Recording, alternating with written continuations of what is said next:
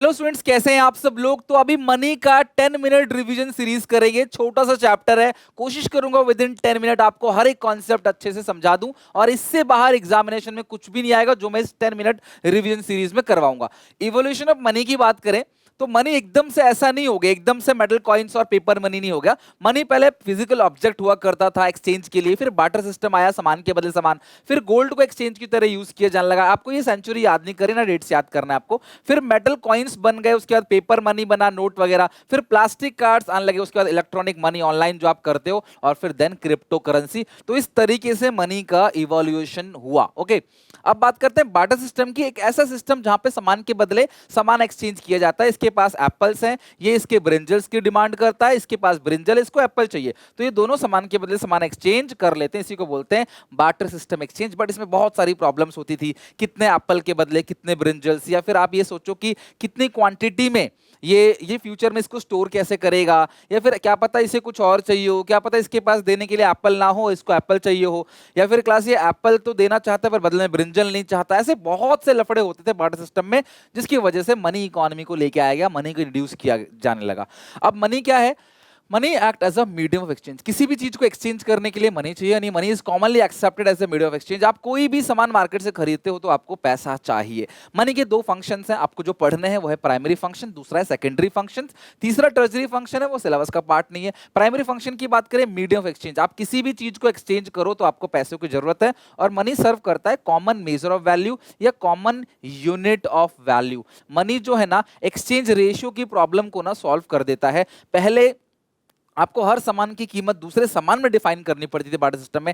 आज आप किसी भी चीज को एक कॉमन यूनिट में मेजर कर सकते हो, दैट इज कॉल्ड मनी। घर चाहिए, गाड़ी चाहिए, राशन चाहिए, पैसा चाहिए, सर्विसेज चाहिए, कुछ भी आपको चाहिए, बदले में सिर्फ एक ही चीज देते हो, दैट इज कॉल्ड मनी।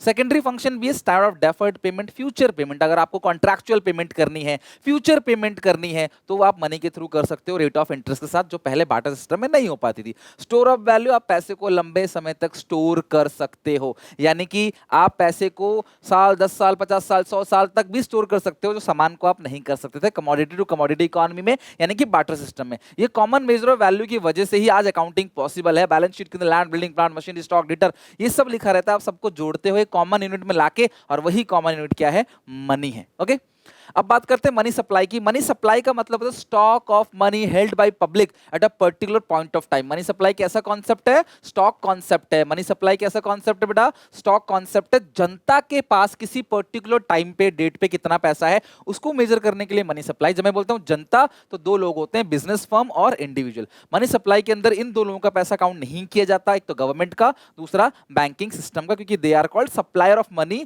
और M1 का फॉर्मूला करेंसी प्लस डिपॉजिट्स भी होता है, इसको टिक कर देना। मनी सप्लाई के कंपोनेंट्स में पहला कंपोनेंट है M1। M1 का फॉर्मूला है CC/DD/OD विद RBI। CC मतलब करेंसी इन कैश, DD हो गया डिमांड डिपॉजिट। जब भी डिमांड डिपॉजिट बोलते हैं तो बोलते हैं नेट डिमांड डिपॉजिट, क्योंकि एक बैंक का पैसा जो दूसरे बैंक के पास है उसको हम लोग डिमांड डिपॉजिट में काउंट नहीं करते, इसको बोलते हैं इंटर बैंक डिपॉजिट, और वो डिमांड डिपॉजिट में हम काउंट नहीं करते। और ओडी मतलब अदर डिपॉजिट विद आरबीआई। और ध्यान रखना M1 के अंदर क्या क्या इंक्लूड नहीं होता? इंडियन गवर्नमेंट का पैसा और कमर्शियल बैंक का पैसा जो रिजर्व बैंक ऑफ इंडिया के पास पड़ा हुआ है। सरकार का पैसा पड़ा है आरबीआई के पास, और कमर्शियल बैंक का पैसा पड़ा है आरबीआई के पास, वो हम काउंट नहीं करते। M1 को नैरो मनी बोलते हैं, या M1 को ट्रांजेक्शन मनी भी बोलते हैं। ध्यान रखना, नैरो मनी या ट्रांजेक्शन मनी बोलते हैं, या मोस्ट लिक्विड यानी इजिली कैश में कन्वर्ट किया जा सकता है। CC/DD/OD। CC मतलब currency in cash, paper note या फिर कॉइन्स। DD मतलब डिमांड डिपॉजिट, यानी deposit of public with commercial bank. हम लोगों ने, आप लोगों ने कमर्शियल बैंक में जो पैसा जमा कर रखा है, जब डिमांड करेंगे तब उसको निकाल लेंगे बैंक से। चेकेबल डिपॉजिट होता है, जब चाहे तब उसे विड्रॉ कर सकते हैं, पेमेंट कर सकते हैं उसके थ्रू। तो वो सारा का सारा डिपॉजिट आता है डीडी के अंदर। लेकिन it must be noted that here we are only include net demand deposit, it means interbank deposits are excluded. Interbank deposit are those deposits which held by one bank on the behalf of other, हम उसको count नहीं करते। OD मतलब other deposit with RBI. यहां पे तीन चीज ध्यान रखना। पहला point, reserve bank of India के पास जो पैसा है फॉरेन बैंक और फॉरेन गवर्नमेंट का।